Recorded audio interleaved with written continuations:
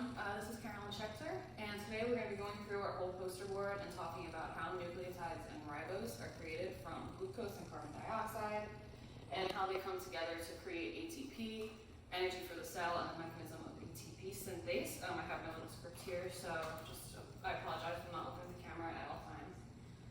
So if we're creating nucleotides, we'll talk a little bit from amino acid and carbohydrate metabolism.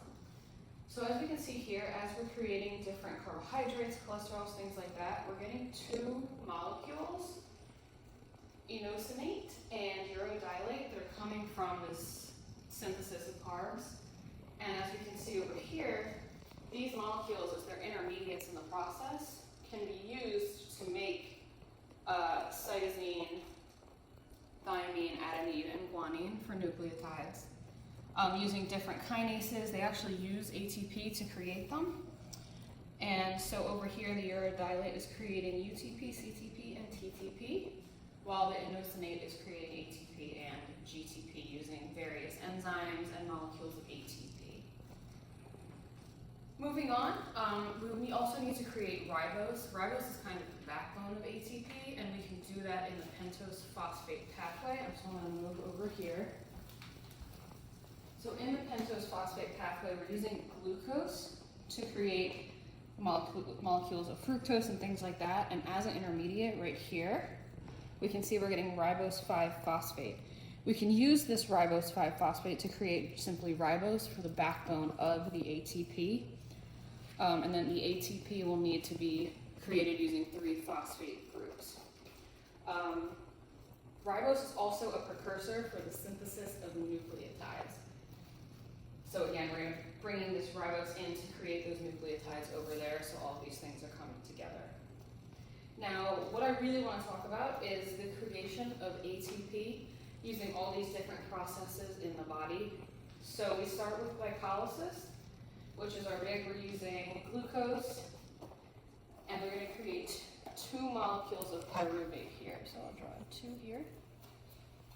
So glucose goes through the process of glycolysis, where it uses 2 molecules of ATP and then produces 4 molecules of ATP. So we have a net gain of 2 ATP there. And then as we move on, these pyruvate molecules move down into the pyruvate dehydrogenase complex. So this happens twice because we have 2 molecules of pyruvate. And then once this is completed, we move down into the citric acid cycle and the electron transport chain, where most of our ATP is being created. That's where about 34 molecules of ATP will be created. So we move from the citric acid cycle into electron transport chain. So here we have, this happens in the mitochondria, and we have protons being pumped out of the mitochondrial matrix into the intermembrane space. Now, as this happens, please excuse me, it's pumped into the matrix in oxidative phosphorylation.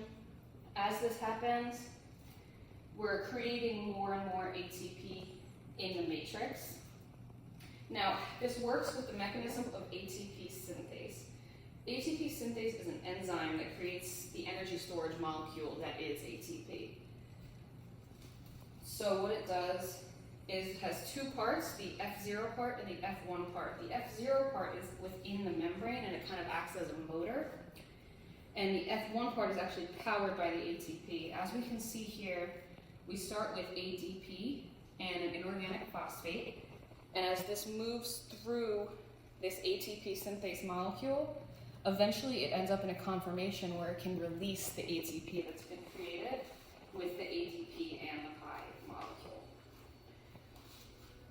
So it's about 3 protons for 1 ATP, and 1 full spin of this mechanism will give us 3 ATP molecules. And then once all of this comes together, we can create even more ATP throughout this process. That's it for me. Please let me know if you have any comments or questions, or if you think I missed anything, please let me know in your response video. Thank you.